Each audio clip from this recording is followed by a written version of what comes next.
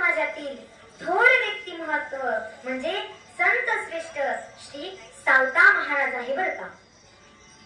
सावता महाराज आपल्याला अभंगाकडे वळायचंच आहे, पण थोडक्यात आपण सावता महाराजांच्या चरित्राला स्पर्श करून जाऊया. सावतोबाचा जन्म पंढरपूर पासून ते 15 मैल अंतरावर असलेलं एक आरण नावाचं गाव आहे.